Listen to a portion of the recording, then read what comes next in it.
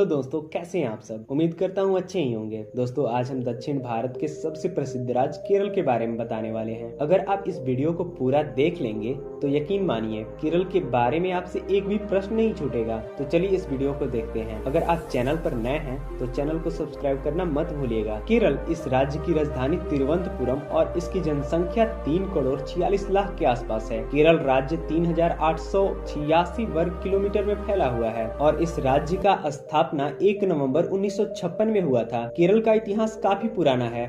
केरल का पुराना नाम केटलापुतो अथवा चेरस है। यहाँ शासन करने वाले चेरा साम्राज्य को केरल के प्रथम साम्राज्य की संज्ञा दी जाती है। अति प्राचीन काल से ही केरल दुनिया में मसालों की खेती के लिए प्रसिद्ध रहा है, इसीलिए इसे मसालों का बगीचा भी कहा जाता है। इस राज्य की कुल जनसंख्या में 14% हिंदू, 26% मुस्लिम, 18% ईसाई और 2% अन्य धर्म के लोग रहते हैं। केरल का राजकीय पशु हाथी और राजकीय पक्षी ग्रेट हॉर्नबिल है। वहीं इस राज्य का राजकीय फूल कनिकोना और राजकीय फल कटहल है। केरल की राज्य भाषा मलयालम है, लेकिन यहाँ के लोग पूरे भारत में सबसे अच्छा इंग्लिश बोलते हैं। अगर यहाँ की शिक्षा व्यवस्था की बात करें तो यहाँ की शिक्षा व्यवस्था पूरे भारत में सबसे अच्छा है। यहाँ के 96% से भी अधिक लोग पढ़े लिखे होते हैं। केरल राज्य में कुल 14 जिले हैं और इस राज्य में लोकसभा की कुल सीट 20 है और राज्यसभा की सीट 9 है। तो वहीं विधानसभा की कुल सीटों की बात करें तो 140 है।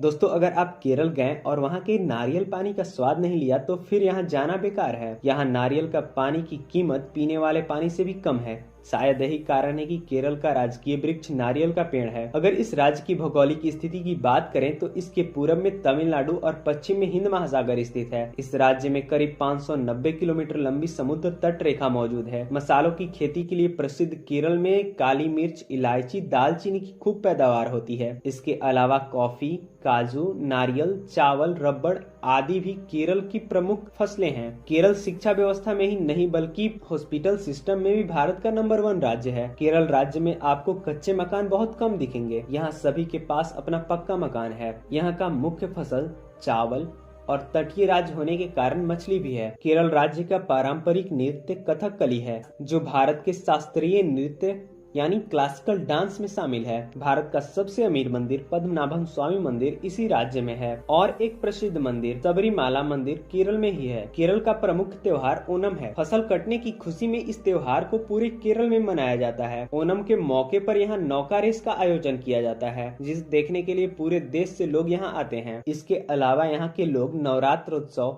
पेरियार नदी के तट पर महाशिवरात्रि, क्रिसमस, रमजान, बकरीद आदि त्योहार बड़े धूमधाम से मनाते हैं। अगर यहाँ का मुख्य व्यवसाय की बात करें तो केरल के लोगों की मुख्य व्यवसाय खेती है। केरल मसालों की खेती के लिए पूरे विश्व में विख्यात है और यहाँ चाय की भी खूब पैदावार होती है, इसीलिए यहाँ के लोग चाय के बहुत ही अधिक शौकीन होते हैं। केरल का पहनावा, यहाँ की वेशभूषा की बात की जाए तो यह दक्षिण भारत के अन्य राज्यों से मिलता जुलता है। केरल की पारंपरिक पोशाक को मंडू कहा जाता है। केरल की महिलाएं साड़ी पहनती है, जिसे मुंडम नेरियथम के नाम से जाना जाता है। क्या आपको पता है केरल का ही एक प्रमुख शहर है कोची, जहां इंडियन नेवी का ट्रेनिंग सेंटर है। कोची को अरब सागर के रानी के नाम से भी जाना जाता है। अंतर्राष्ट्रीय टेलीमेडिसिन सम्मेलन कोची में ही आयोजन किया जा रहा है। क्या आपको पता है भारत की पहली जल मेट्रो परियोजना केरल की कोची में ही हो रहा है। INS विक्रांत भारत का अपना शिप कोची में ही बना है। दोस्तों, केरल के लोगों को गोल्ड लवर भी कहा जाता है। शायद यही कारण है कि सोने की एक समान कीमत लागू करने वाला भारत का पहला राज्य केरल ही बन गया है। साथ ही भारत का पहला पेपरलेस कोर्ट भी केरल में है और भारत का पहला नैपकिन मुक्त गांव कुल्बू भी केरल में ही है। दोस्तों, भारत की कुछ प्रसिद्ध नेशनल पार्क जो केरल में है: